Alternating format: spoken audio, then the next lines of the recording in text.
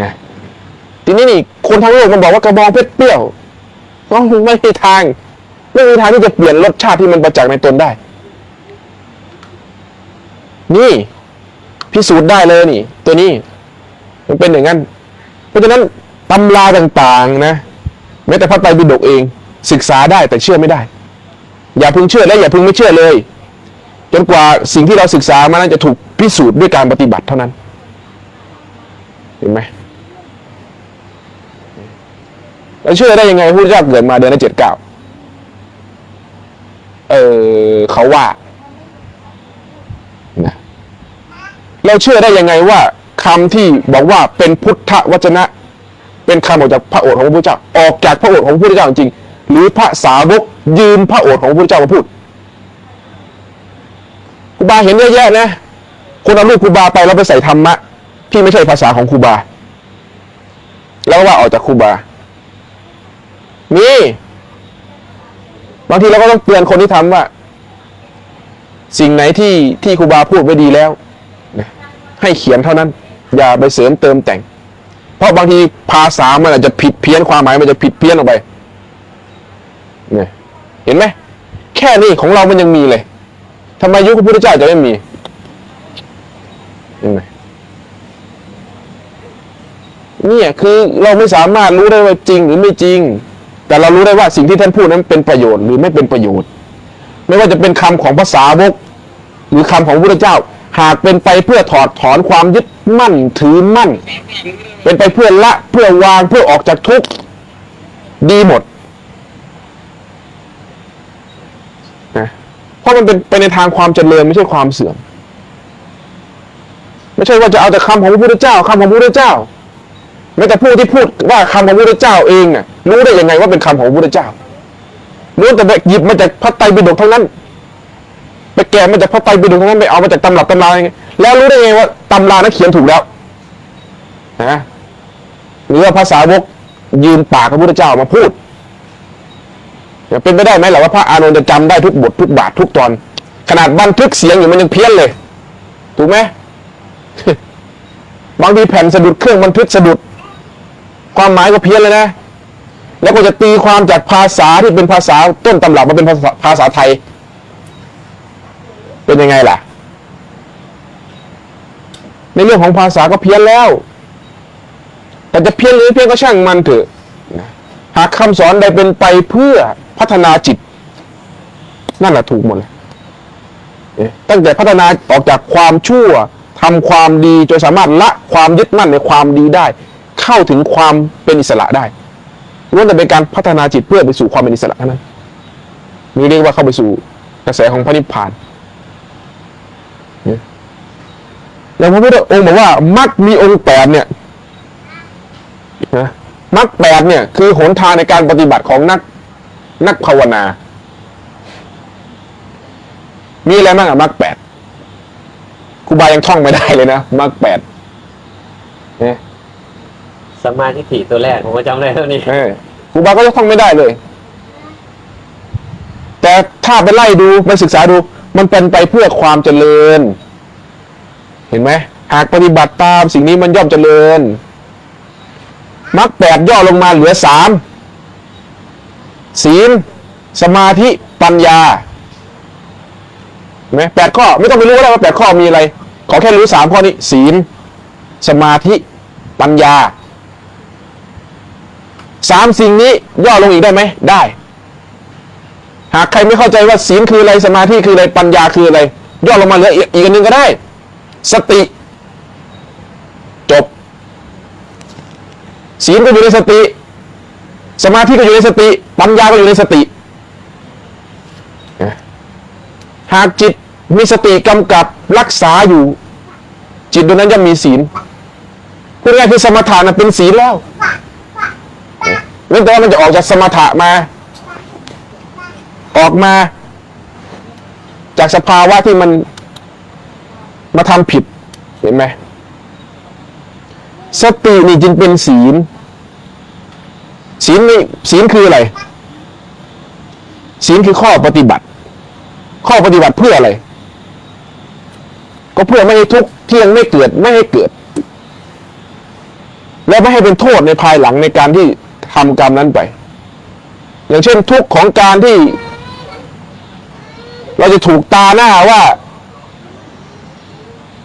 เป็นคนซ้ำซ้อนผิดลูกผิดเมีย ถูกตาหน้าว่า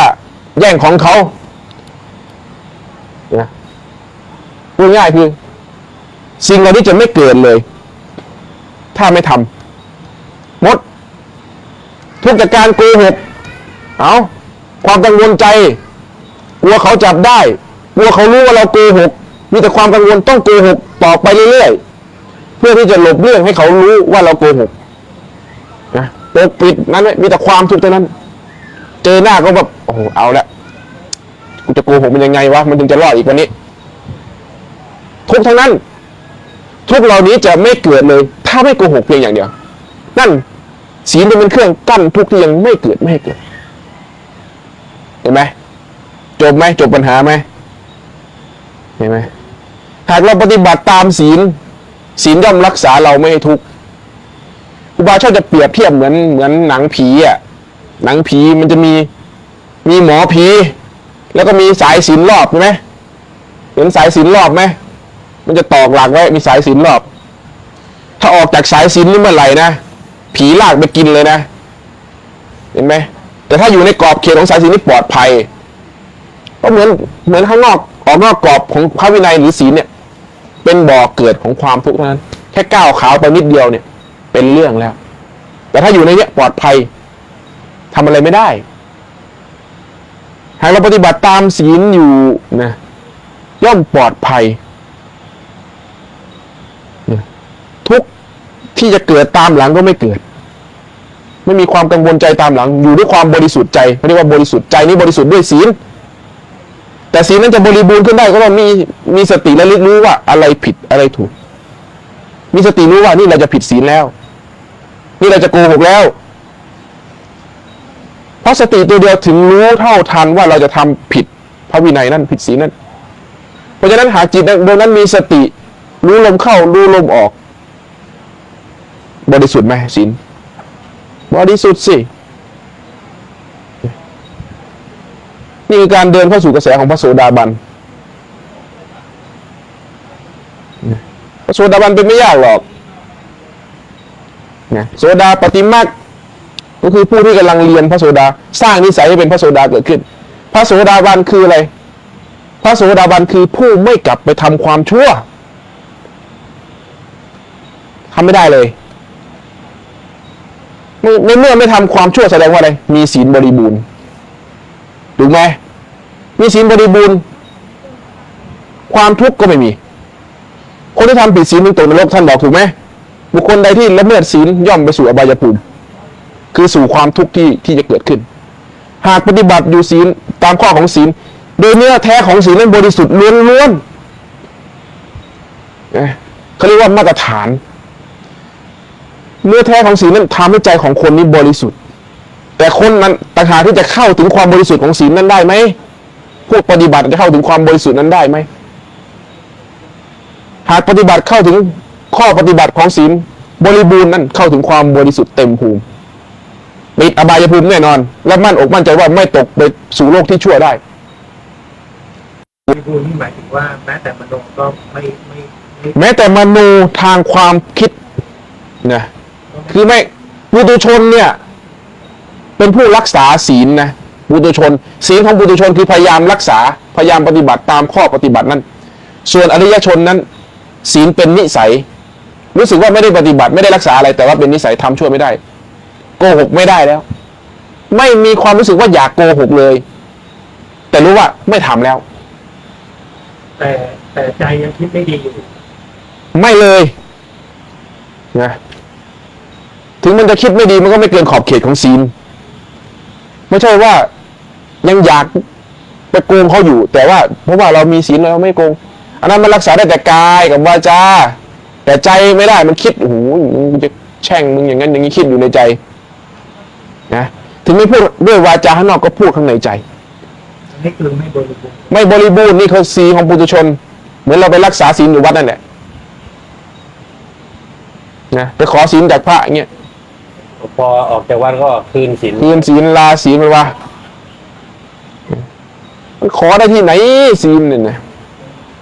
มันไม่ได้เหมือนเงินเหมือนทองนี่นะ แล้วคนที่เขาไม่ละเมิด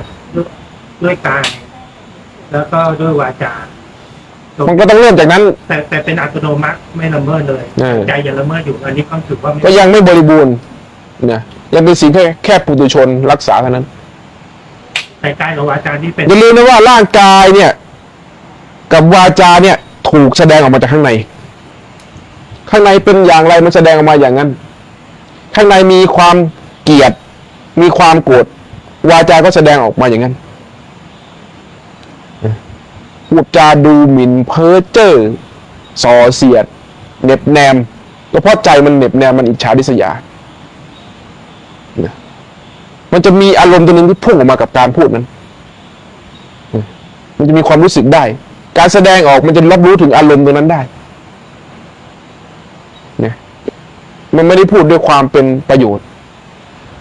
บางคนพูดจาแบบไม่น่าฟังเลยพูดจาแบบไม่เพราะเลยแต่พูดเป็นประโยชน์ตอนแรกที่ว่าเข้าใจว่าก็คือว่าไม่แสดงทางกายวาจาและไม่ยินดีกับที่คนอื่นทำแล้วก็ไม่สนับสนุนทำก็คิดว่าคนดี ไม่เลย แต่ถ้าใจยังที่ไม่ดีกับคนอื่นก็ดี ใช่ มันจะเป็นนิสัยนะมันเป็นนิสัยเข้าใจคำว่านิสัยไหมคือทำไม่ได้จนเป็นธรรมดาเป็นธรรมดาเมื่อก่อนเราพยายามปฏิบัติตามศีลพยายามรักษาคืออยากไปเที่ยวอยู่อยากไปกินเหล้าอยู่แต่เพราะวันนี้เหมือนวันพระน่ะวันพระวันนี้วันพระไม่ไปเที่ยวหรอกงดแต่ใจก็อยากไปเที่ยวอยู่นี่เป็นนิสัยแต่ว่าพยายามงดไว้แต่พอออกจากวันพระปุ๊บเอาเลยทีนี้เที่ยวแต่คนอีกประเภทหนึ่งคือศีลเป็นนิสัยแล้วจะวันไหนก็ตามไม่ไปแล้วเฉยๆเป็นสันดานเป็นนิสัยนั่นจริงเป็นศีลนับองค์ศีลของพระอริยะขึ้นไปเป็นอย่างนั้นเห็นไหมเนี่ยไปถึงไหนแล้วล่ะมาถึงศีลและสติเห็นไหมสติเรียกว่าศีลสมาธิคำว่าสมาธิคืออะไรนะเราเข้าใจคำว่าสมาธิคืออะไรจิตตั้งมั่น ตั้งมั่นหมายถึงว่าอยู่กับสิ่งใดสิ่งหนึ่งถูกไหมเหมือนที่เราเข้าใจว่าคนที่มีสมาธิคือคนที่ทำอะไรได้นานๆอยู่กับสิ่งใดสิ่งหนึ่งเหมือนคนวาดรูปวาดได้นานๆวาดคนหนึ่งก็มีสมาธิคือทำอะไรได้นานคำว่าสมาธิหมายถึงความตั้งมั่นของจิตที่ตั้งมั่นอยู่ในลมได้ไม่หวั่นไหวไปกับอาการต่างๆไม่ว่าจะเป็นความคิดความปรุงแต่งต่างๆของสังขารอารมณ์ต่างๆที่เกิดขึ้นสุขทุกข์ไม่หวั่นไหวไหลไปตามตั้งมั่นอยู่ในฐานของลมสิ่งใดจะเกิดขึ้นรู้แต่ไม่ไหลไปสักแต่ว่ารู้เฉยๆแต่อยู่บนฐานของลมนั่นเรียกว่าสมาธิเหมือนน้ำนั้นจะไหลเชี่ยวกรากขนาดไหนก็ตามแต่หินที่มีขนาดใหญ่และหนักย่อมไม่ไหลไปกับน้ำนั่นคือความมั่นคงนะหากสมาธิยังมีกำลังก็เหมือนกับลูกมะพร้าวนะไม่จมแล้วก็ไม่ลอยผุนะน้ำพัดมาก็ไหลไปหากไม่มีสมาธิเลยก็เหมือนใบไม้ไหลไปเลย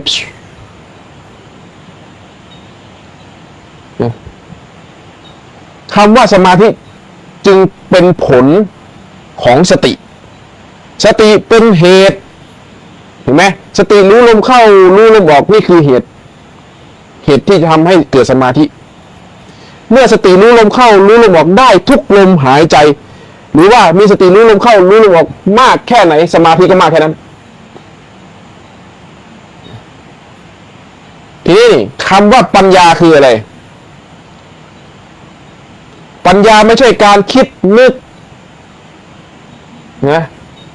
ไม่ใช่การจำเก่งไม่ใช่การจำคนที่เรียนภาษาได้ไม่ใช่คนที่มีปัญญา คนเรียนสูงไม่ใช่คนที่มีปัญญานั่นปัญญาของโลกนะ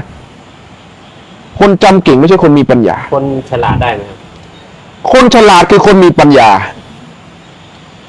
นะฉลาดแกมโกงก็มีมันก็ฉลาด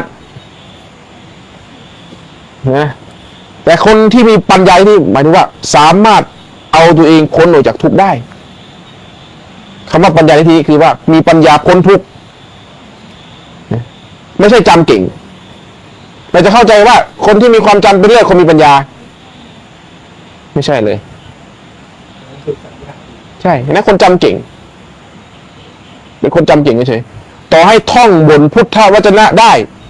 ต่อให้จำตำหลับตำลาได้ทุกวรรคทุกตอนทุกหน้า ยังจะนักกฎหมายจำได้หมดทุกวรรคทุกตอนทุกอะไรก็ได้อันนั้นคือคนจำเก่งไม่ใช่คนมีปัญญา ต่อให้คนที่ไม่รู้ภาษาธรรมเลยแต่สามารถพาตัวเองพ้นออกจากความทุกข์ที่เกิดขึ้นในตนได้นั่นคนมีปัญญายกตัวอย่างเช่นว่า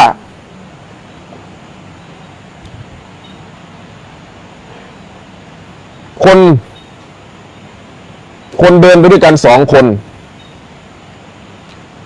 เดินไปปุ๊บได้กลิ่นเหม็น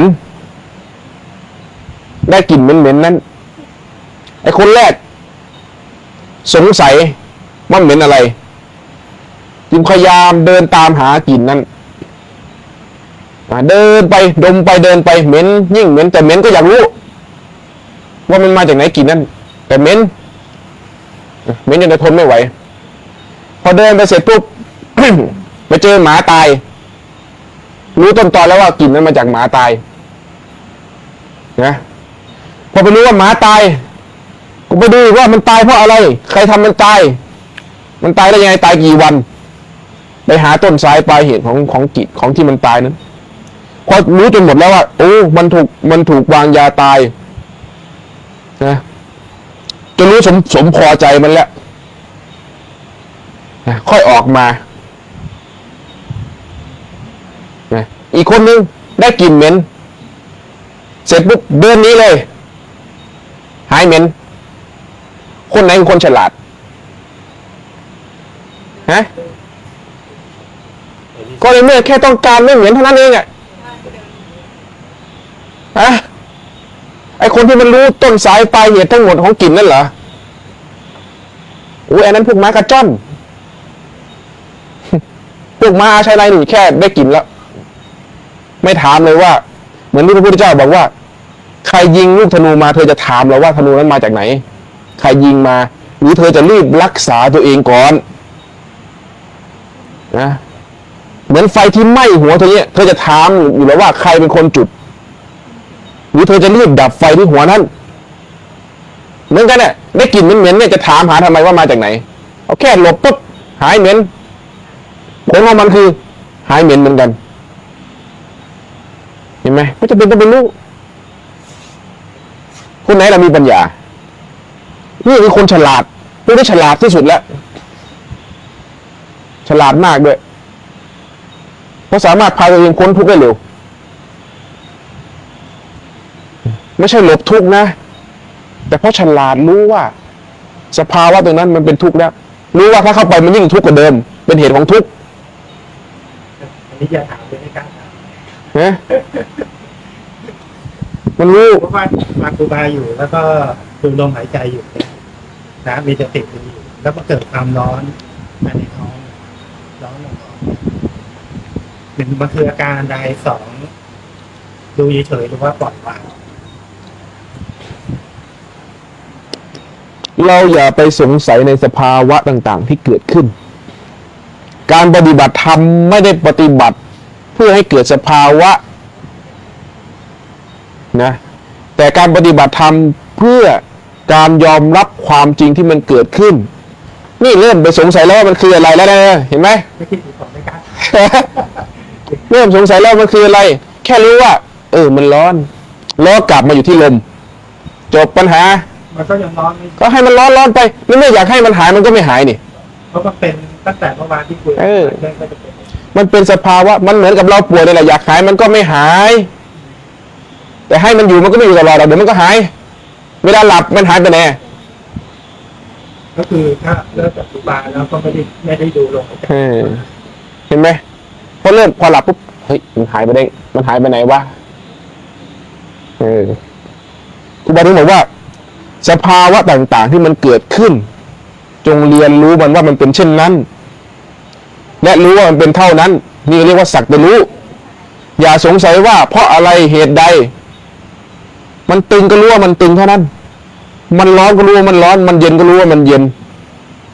มันมีอะไรไต่ๆก็รู้ว่ามันมีอะไรไต่ๆอย่าไปสงสัยว่าเพราะอะไรเหตุใดครูบานี่หามาทั้งชีวิตแล้วตัวนี้ ที่สอบถามก็คือว่ามันปฏิบัติถูกต้องไหมเท่านั้นเองว่าจะต้องหยุดหรือว่าดำเนินการต่อ ต้องอยู่กับลมพอกลับมาที่ลมปุ๊บสภาวะต่างๆมันเกิดขึ้นอยู่แต่ก็ช่างมันแล้วมันก็หาย มันจะหายไปถึงมันจะเกิดก็ให้มันเกิดไปเราไม่ได้ภาวนาเอาสภาวะแต่เราภาวนาเพื่อเรียนรู้สภาวะ มันเกิดขึ้นเอง ใช่ ถ้าจะภาวนาเอาสภาวะใครมันก็จะได้ความสงบกันทั้งนั้นแหละแม้แต่ความสงบเห็นไหมบางวันก็ได้บางวันก็ไม่ได้ ไม่ใช่ว่าเราจะได้เสมอนะความสงบนั้นบางวันมันก็เกิดบางวันมันก็ไม่เกิดที่จริงภาวนานักภาวนาทุกคนอยากได้ความสงบทั้งนั้นแหละแต่ที่จริงๆแล้วเราไม่ได้ภาวนาเอาความสงบนะเราไม่ได้ภาวนาเอาความสงบเลยเราภาวนาเพื่อเรียนรู้สภาวะทุกสภาวะที่มันเกิดขึ้นตามความเป็นจริงและวางใจให้ยอมรับสภาวะนั้นได้ตอนมันไม่สงบมันก็เกิดกับเราจริงๆนี่มันสงบมันก็เกิดกับเราบุคคลใดที่เข้าถึงสภาวะสงบก็เอาไม่สงบก็เอาไม่ได้รังเกียจความไม่สงบและไม่ได้อยากได้ความสงบนะฟังให้ดีไม่ได้รังเกียจความไม่สงบและไม่ได้อยากได้ความสงบสงบก็เอาไม่สงบก็เอาใจจะเขาเรียกว่าภูมิจิตจะถูกยกระดับเหนือความสงบและความไม่สงบนั่นจึงเรียกว่าความสงบอย่างแท้จริงเขาเรียกว่าเป็นอิสระมันไม่สงบใจไม่วุ่นวายเพียงแค่รู้ว่ามันไม่สงบมันสงบมันก็ไม่แน่เดี๋ยวมันก็ไม่สงบนี่หมายถึงว่าปัญหาที่อยากให้เป็นอย่างนั้นเป็นอย่างนี้ไม่มีมันจึงเห็นว่ามันเป็นอย่างนั้นตามที่มันเป็นอย่างนั้นและเข้าใจว่ามันเป็นเช่นนั้นเข้าสู่สภาวะสักแต่ว่ารู้ว่ามันเป็นเช่นนั้นเห็นไหมนี่คือวิปัสสนาแล้วนะอาศัยสมถะในการเจริญเข้าไปสู่สภาวะวิปัสสนาคือเห็นตามความเป็นจริงของมันอย่างนั้นสมถะนี่เปรียบเหมือนทำน้ำให้มันนิ่งคำว่าสมถะน้ำมันไม่นิ่งนะต่อให้เงาที่มีอยู่ในน้ำเราชะโงกหน้าลงไปในน้ำนั้นเงาเราก็อยู่ในน้ำถูกไหมแต่น้ำมันไม่นิ่งเลยย่อมเห็นภาพไม่ชัดการพูดทั้งหมดทั้งมวลก็จะเป็นการด้นเดาว่ามันอาจจะเป็นอย่างนั้นมันอาจจะเป็นอย่างนี้หน้าเราอาจจะเป็นอย่างนี้แหละตาเราอาจจะอยู่อย่างนี้ด้นเดาเอานะคาดคะเนด้นเดาแต่เมื่อไหร่ก็ตามหากประคับประคองให้น้ำมันนิ่งสงบไม่กระเพื่อมยิ่งสงบมากเท่าไหร่ภาพยิ่งชัดขึ้นจนสงบจนที่สุดราบเรียบที่สุดใสเหมือนกระจก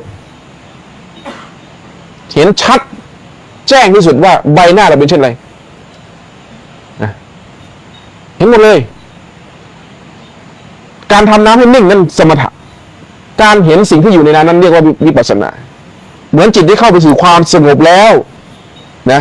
พอเข้าไปถึงความสงบในระดับใดระดับหนึ่งไม่ต้องไปถึงขั้นที่เป็นเรียกว่าฌานหรอกแค่สงบจากอาการที่มันปรุงแต่งต่างๆเกิดขึ้นเนี่ยที่มันสงบจากการปรุงแต่งได้สงบจากอาการที่อยากคิดอย่างนั้นอย่างนี้มันจะเห็นว่าสิ่งที่มันเกิดขึ้นกับมันตอนนั้นเป็นยังไงความสงบเกิดขึ้นจริงๆก็รู้เห็นไหมรู้แล้ว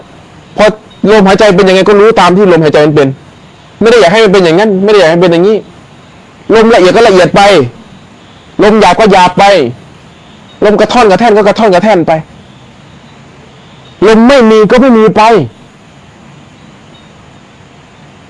รักษาผู้ที่รู้ไว้ใครแหละที่ไปรู้ว่าลมเป็นอย่างนั้นลมเป็นอย่างนี้ใครแหละที่ไปรู้ว่ามันสุขมันทุกข์ใครแหละที่ไปรู้ว่ามันสงบมันไม่สงบรักษาผู้รู้นี้ไว้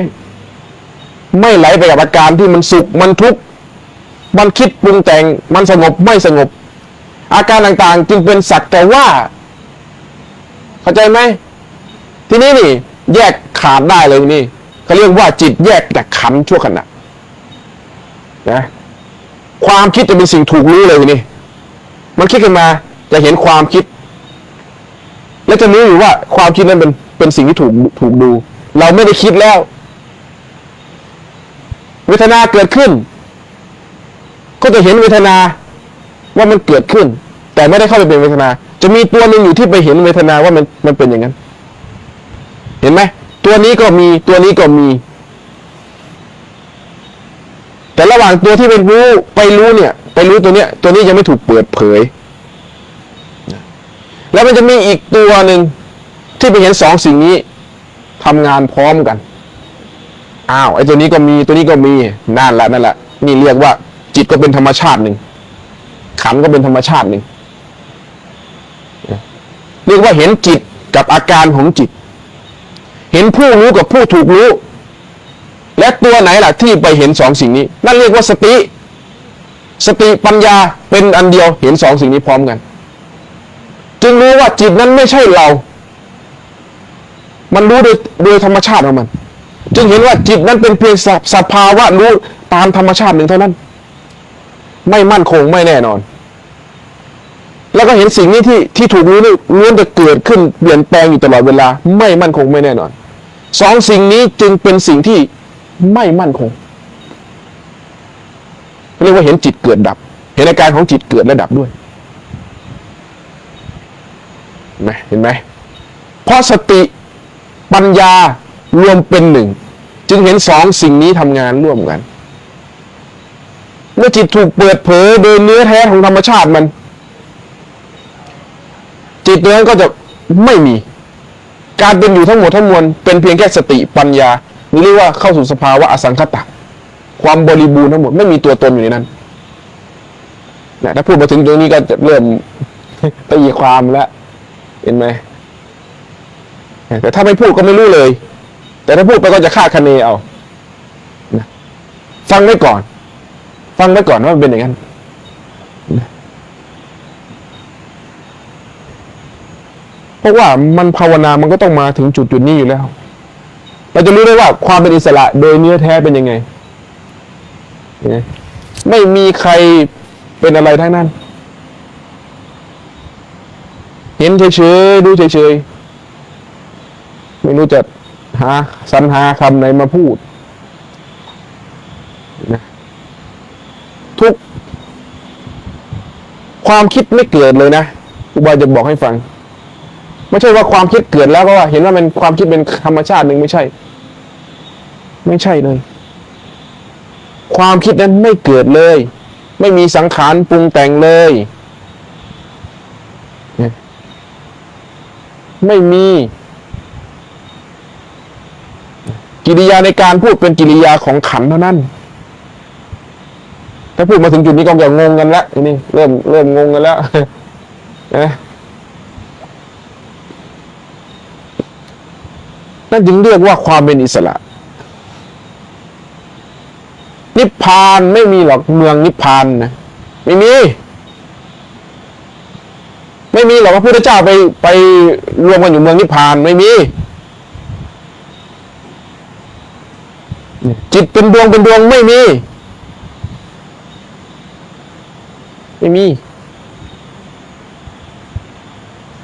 พระพุทธเจ้าเป็นหน้าตาอย่างนั้นหน้าตาอย่างนี้ไม่มีไม่ใช่ว่าเราตายไปแล้วเราจะเป็นหน้าอย่างนี้ตลอดไม่ใช่ไม่มี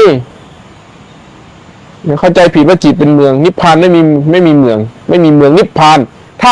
นิพพานมีเมืองแสดงว่านิพพานเป็นอัตตาเป็นที่ตั้งอยู่นั่นก็ไม่อยู่ แสดงว่านิพพานก็ต้องอยู่ใต้กฎของไตรลักษณ์ในเมื่อมันมีมันต้องเสื่อมนะเอาสิใครจะเถียง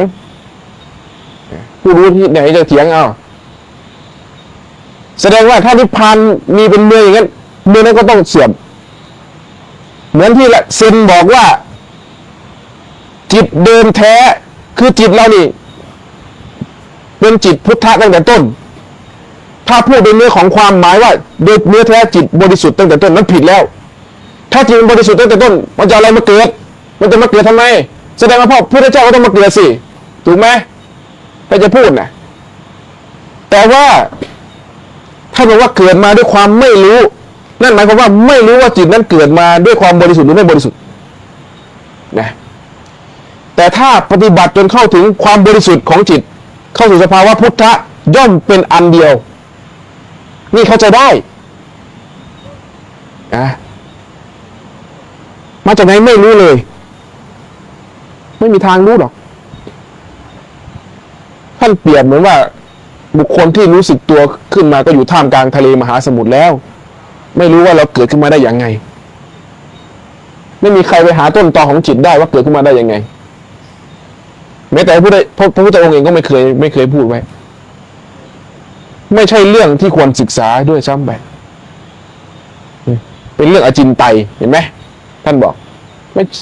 ใช่สิ่งที่ควรศึกษามันหาต้นไม่ได้เพราะมันเป็นวงกลมครับใช่มันจะมีต้นได้ไงมันเป็นวงกลมนะวงกลมมันมีต้นมีปลายเหรอมันมีว่าจุดไหนเป็นจุดต้นกำเนิดของวงกลมมีเหรอมันเชื่อมกันเป็นอนันต์เป็นเนื้อเดียวกันไม่มีต้นไม่มีปลายเพราะมันอยู่ในวัฏฏะวังวนเห็นไหมไม่มีทางหรอกจะมาบอกว่าจิตเดิมแท้มนุษย์เรานี่จิตเดิมแท้เป็นบริสุทธิ์เหมือนพุทธะแสดงว่าพุทธเจ้ามาเกิดสิพระอรหันต์ก็ต้องมาเกิดสินี่คือความเข้าใจผิดมีคนมาพูดนะผมไปอ่านเว่ยหลานมาไงเนี่ยทำไมเราจะไม่รู้เราก็ศึกษามาแต่ถ้าหมายว่าความบริสุทธิ์ในนั้นมีในความไม่บริสุทธิ์มีความบริสุทธิ์อยู่ในความสกปรกมีความสะอาดอยู่นะเข้าใจไหมจนกว่าจะซักความสกปรกนั้นออกไปทำให้มันสะอาดขึ้นยิ่งความสกปรกหมดไปเท่าไหร่ความสะอาดก็จะมากขึ้นนั้นในความรกมีความว่างถ้าจะเปรียบเทียบภาษาครูบานะจิตนะนี่พูดถึงจิตนะไม่ใช่นิพพานนะจิตไม่ใช่นิพพานนะแต่พูดถึงจิตนี่เหมือนความว่างนะตอนเนี้ยเรารู้เราเกิดมาปุ๊บมันรกแล้วแต่เราไม่รู้ว่ามันว่างนะเราไม่รู้เลยว่ามันว่างเราก็เลยมาลองขนของมันออกขนของออกให้มันว่างเนี่ยจนมันว่างเห็นไหมถึงรู้ว่าอ๋อธรรมชาติมันว่างอย่างนั้นนั่นเหมือนกับโลกเนี่ยลอยอยู่ในพื้นที่ว่างเห็นไหมโลกอยู่ในพื้นที่ว่างนะพระอาทิตย์พระจันทร์ล้วนอยู่ในพื้นที่ว่างหากโลกนี้ระเบิดไปปึ้งพื้นที่ว่างระเบิดหายไปด้วยไหมไม่หาย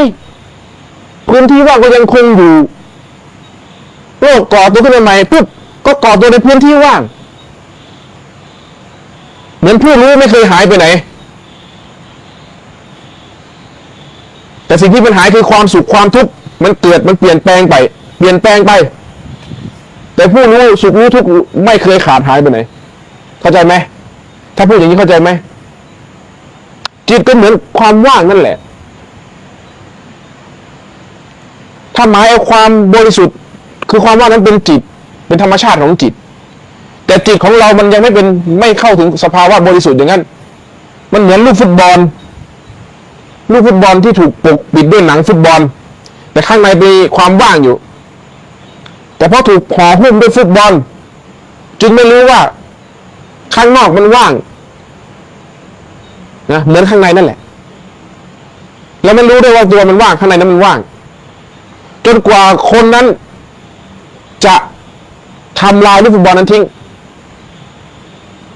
ระหว่างที่ลูกฟุตบอลห่อหุ้มอยู่ไอ้ลูกฟุตบอลไปตรงไหนก็รู้ถูกไหมในเมื่อลูกฟุตบอลนั้นไปอยู่ตรงไหนความว่างก็อยู่ตรงนั้นความว่างในลูกฟุตบอลอ่ะเพราะมันไปตามลูกฟุตบอลนะสามารถบอกได้เลยว่าลูกฟุตบอลกับความว่างนั้นไปด้วยกันจนกว่าฟุตบอลนั้นจะไม่มีหายไปหมดเลยปุ๊บบอกได้ไหมว่าความว่างมันอยู่ไหนบอกได้ไหมนะความว่างนั้นไหลรวม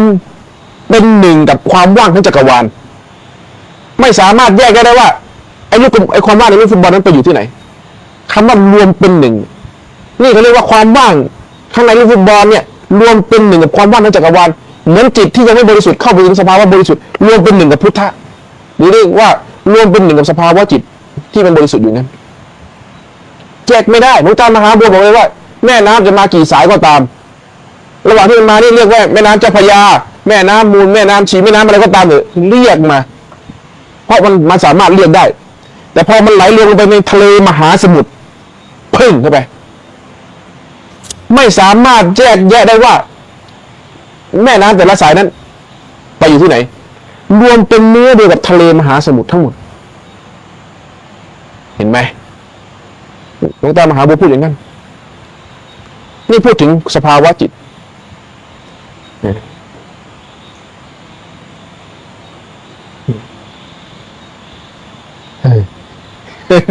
เข้าใจไหม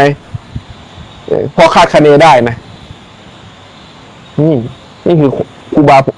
ก็สุดกำลังความสามารถที่ครูบาจะเอามาพูดให้ฟังแล้วเรื่องของจิตเนี่ยเพราะเป็นเรื่องที่ไม่มีใครพูดมาก่อนนะเป็นเรื่องที่ไม่มีใครพูดและสามารถอธิบายสิ่งที่ไม่มีตัวตนไม่มีรูปร่างให้เข้าใจได้ไอ้เราก็เปรียบเปรยไปงั้นแหละนะเข้าใจไม่เข้าใจก็ช่างเถอะมีคำถามไหมมีไหมครับจากห้องส่งเรา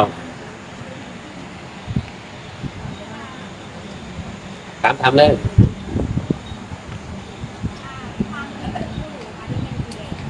อะไรนะความคิดไม่ใช่กิเลสแต่ผู้ที่ไปยึดความคิดต่างหากคือกิเลสหรือเรียกว่าอุปทานความยึดมั่นถือมั่นในสิ่งที่รู้นั้นความคิดไม่ใช่กิเลสความคิดเป็นทางเดินของกิเลสแล้วก็เป็นทางเดินของธรรมเช่นกันความคิดไม่ใช่กิเลสเลย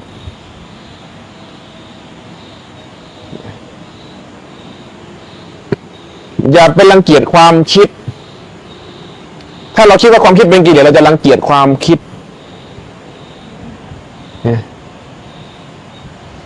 แต่เราอาศัยความคิดเพื่อไปเข้าไปถึงความไม่คิด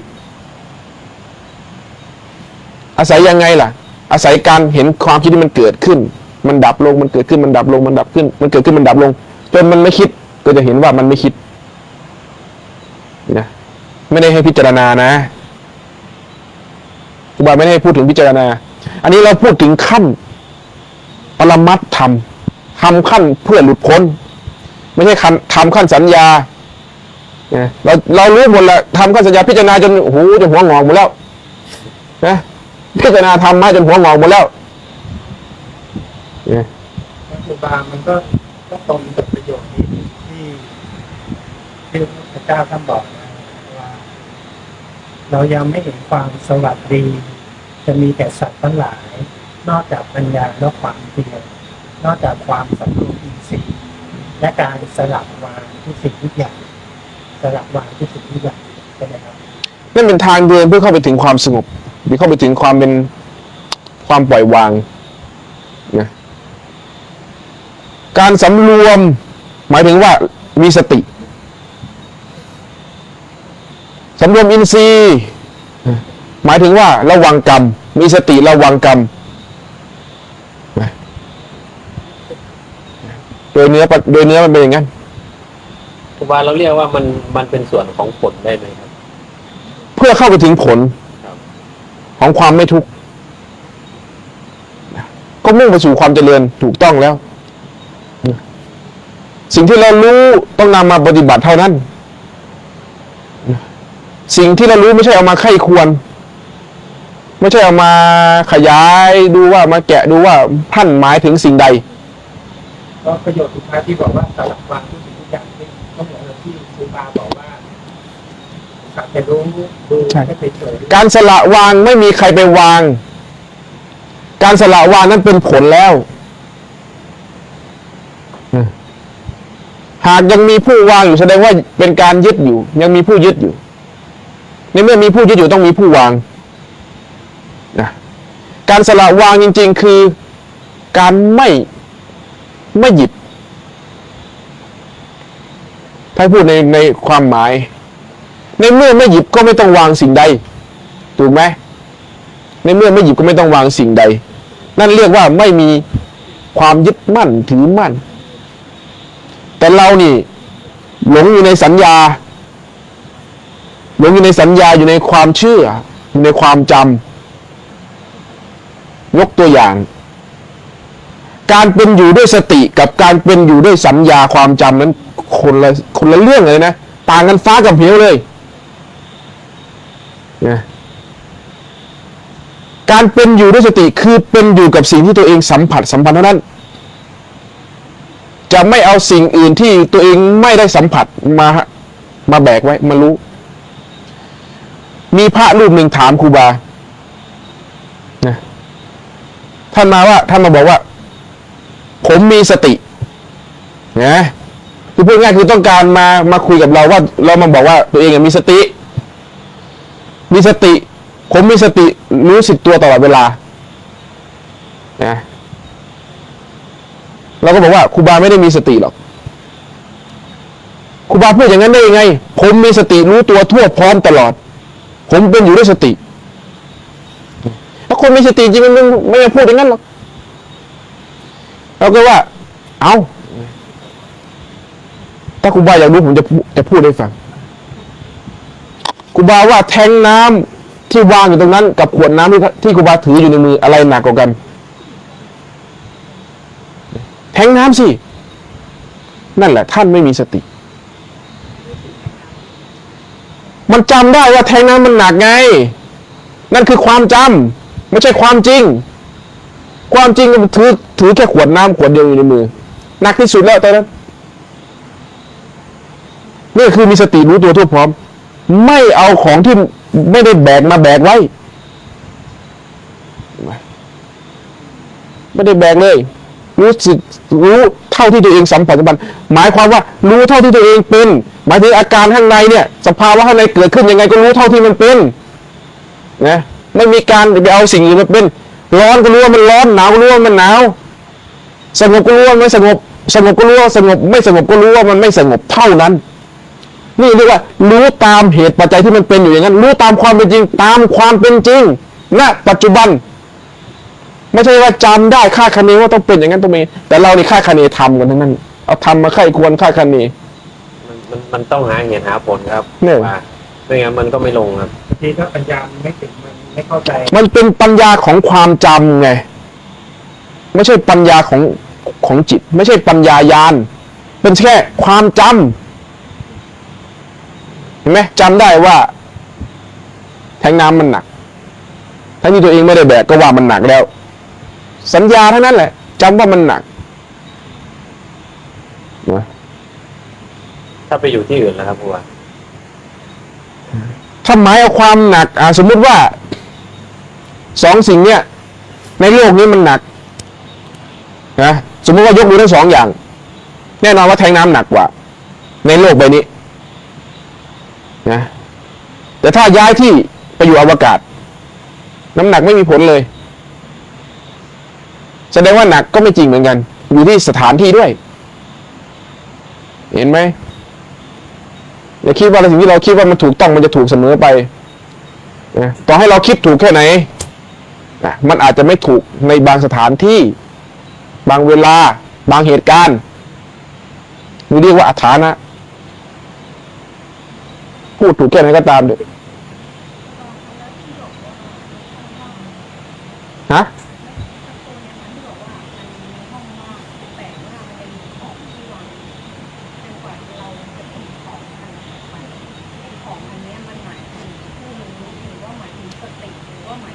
ของนี่หมายถึง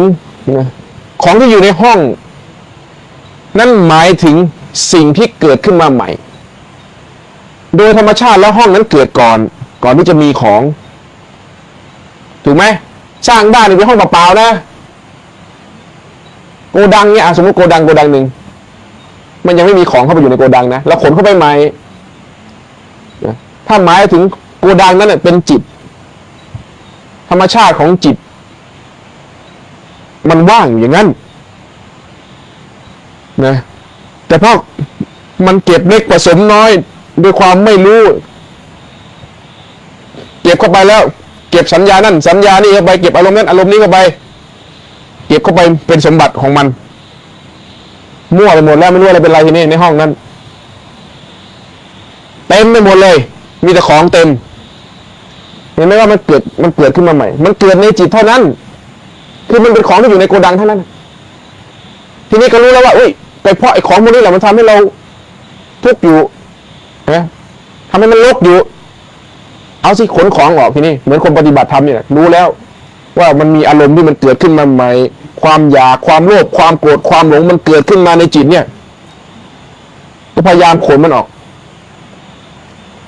จนมันหมดแล้วจึงรู้ว่าห้องมันว่างอย่างนั้นนะ ว่าครับ อะไรแบบนี้ ครูบาครับประโยชน์ที่ว่าดูตามความเป็นจริงเนี่ยดูมาหลายปีแล้วก็ยังไม่ค่อยเข้าใจแค่รู้ในลักษณะสัญญาเท่านั้นเองแต่เวลาเจอวิกฤตจริงๆหรือเกิดปัญหาจริง ไม่ ๆ ให้ดูตามความเป็นจริง สติ ใจมันก็ตัดตามความเป็นจริงไม่ ไม่ ได้ ได้เพราะมันไม่ยอมรับ แต่ถ้าใช้คำว่าอุเบกขายังตัดได้ อืม แต่ถ้าตามความเป็นจริงนี่เข้าใจยากหลายปีนี่ผมยังเข้าใจได้แค่คนเดียว ความจริงคืออะไร รู้ในสัญญาว่าทุกอย่างมันเกิดจากไม่เที่ยงแต่อนัตตาคนทุกคนก็อยากจะทำความดีทั้งหมดไม่มีใครอยากทำชั่ว แต่ที่เขาทำเนี่ยเขาไปกดแห่งกรรมทำให้เขาต้องกระทำ นั่นเป็นความรู้ ไม่ใช่ความจริง มันเป็นสัญญา ฟังให้ดีความจริง ความจริงไม่ใช่ความถูกต้อง ความจริงไม่ใช่ความผิด ความจริงไม่ใช่ความดี ความจริงจะถูกก็จริงจะผิดก็จริง จะดีก็จริงจะชั่วก็จริงโจรก็จริงตำรวจก็จริงดีชั่วอะไรก็จริงมันจริงหมดเลยนะความจริงมันคือทุกสิ่งที่มันปรากฏขึ้นคนโกหกก็จริงนะมันจริงแบบคนโกหกอ่ะคนไม่โกหกก็จริงมันก็จริงกับคนที่ไม่โกหกอ่ะเพราะฉะนั้นอย่าได้หมายว่าความจริงต้องเป็นอย่างนั้นต้องเป็นอย่างนี้จงเห็นความจริงว่ามันเป็นเช่นนั้น เข้าใจยาก ฮะเอ้า มันเข้าใจโดยสัญญา ใช่ ถ้าจริงๆถ้าคนเข้าใจได้ก็ทำได้ถ้าทำไม่ได้ ไม่แปลกครูบานี่ติดอยู่หลายปีมากแล้วนี่ ละเอียดมากยาก ถ้ามันเข้าใจตรงนี้ได้มันจะโดดภูมิจิตจะโดดไปอีกระดับหนึ่งเลยนะเราจะเอาความคาดคะเนของเรา คาดว่าความจริงเป็นอย่างนั้นความจริงเป็นอย่างนี้ หายใจเข้าปื๊ดจริง หายใจออกปื๊ดจริง จบ หมดเวลา นะมันจริงอย่างนี้ นี่คือความเป็นจริงนะเด็กดื้อก็จริงแบบเด็กดื้อเรายอมรับความจริงได้เลย คือเราเห็นว่ามันเป็นอย่างนั้นมันดื้อเหมือนพระอาทิตย์ขึ้น จริงพระอาทิตย์ตกจริง บุคคลใดเห็นตามความเป็นจริงว่ามันเกิดขึ้นและมันเป็นอย่างนั้นนะโดยที่ไม่ได้อยากให้มันเป็นอย่างนั้นเป็นอย่างนี้ เห็นว่ามันเป็นตามสิ่งที่มันเป็นอย่างนั้นนะเหมือนมีคนสองคนแรก อยากให้พระอาทิตย์ขึ้นทางทิศตะวันตก และตกทางทิศตะวันออก นี่คือคนที่ไม่เข้าใจความจริง และไม่ยอมรับความจริง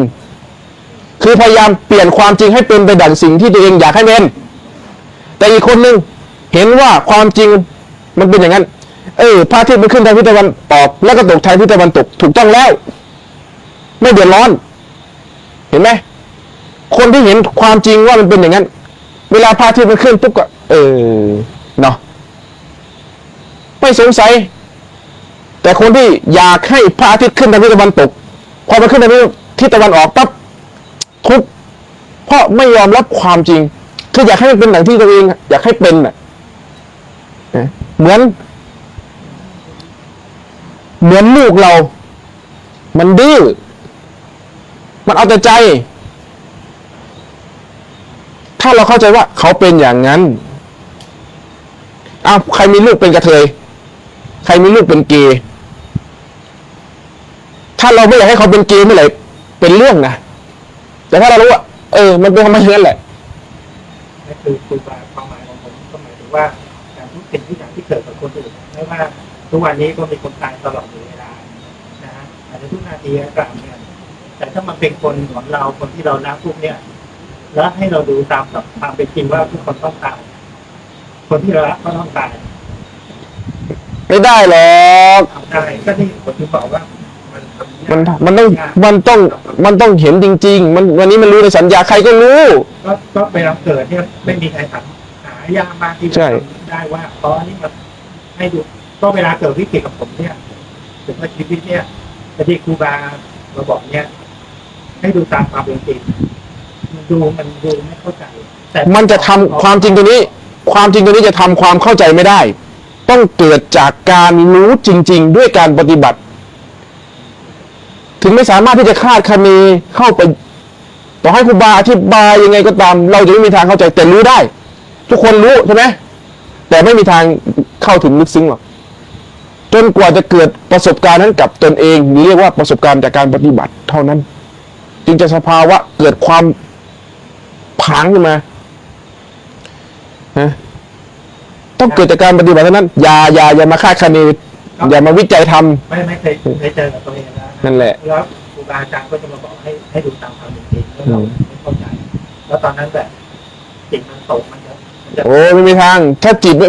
สติไม่รักษาจิตมันจะไหลไปกับอารมณ์ทั้งหมด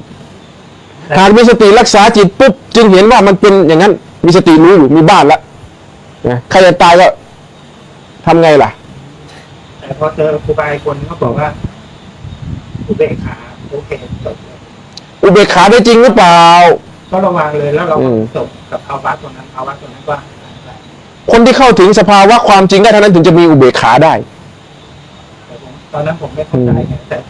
เขาบอกให้ดูตามความจริงดูไม่เข้าใจอุเบกขานี่คิดเอาไม่ได้หรอกโอนเงินให้ครูบาสักล้านหนึ่งสิจะอุเบกขาได้ไหมครูบาขอเงินล้านหนึ่งแล้วเราจะอุเบกขาได้ไหมมันคิดเอาไม่ได้อุเบกขานะวางอุเบกขาไม่มีทางที่ผมกำลังพูดถึงประสบการณ์เองนั่นแหละว่าตอนนั้นเนี่ยทำสมาธิแล้วจิตมันสะดับมันก็เป็นการความคิดนะฮะพอจิตสะดับก็นึกถึงครูบาอาจารย์ขึ้นมานึกถึงในใจมันก็เป็นมโนอย่างเงี้ยแล้วคือก็เหมือนครูบาอาจารย์ก็มาบอกว่าดูตามความเป็นจริงแล้วช่วงนั้นผมไปแย่แล้วผมก็ดูไม่ได้แล้วผมบอกว่าครูบาอาจารย์ไม่เข้าใจแล้วผมก็จะแย่แล้วสิ่งที่สุดแล้วผมก็นึกถึงครูบาอาจารย์ด้วยครูบาอาจารย์ช่วยด้วยก็เหมือนมโนท่านก็มาท่านก็บอกว่าคือเบกขาเราต้องบอกเนี่ยเราเข้าใจและปัญหาที่จะเป็นจะตายแล้วก็ดับไปเลยคือเข้าใจคำว่าอุเบกขาแต่ไม่เข้าใจตามความเป็นจริงซึ่งมาอันเดียวกันผมถึงบอกว่าเข้าใจตามความเป็นจริงยากมันอันเดียวกันเพราะเข้าใจทำตามความเป็นจริงจริงปล่อยวางเป็นอุเบกขาได้เพราะมีอุเบกขาจึงเข้าใจความจริงนั่นมันเป็นเนื้อเดียวกันมันเป็นชิ้นเดียวกันมันแยกไม่ได้มันเป็นอันเดียวกันตอนนั้นยังไม่เข้าใจใช่เพราะว่าเข้าใจในต้องอุเบกขานี่มันผมวิหารสี่แล้วเพราะคนที่เจริญผมวิหารสี่ที่จะอยู่ในสี่ได้ถ้าคนไม่มีผมวิหารสี่ก็อยู่ในสี่ไม่ได้นี่แหละครูบาจึงชี้ว่าอุเบกขานี่คิดเอาไม่ได้นะฟังไว้ให้ดีนะเวลามันเกิดอะไรมาอุเบกขาแล้วต้องมีอุเบกขางั้นครูบาบอกครูบาขอเงินล้านหนึ่งลองเสียเงินล้านหนึ่งให้ครูบาสิจะอุเบกขาได้ไหม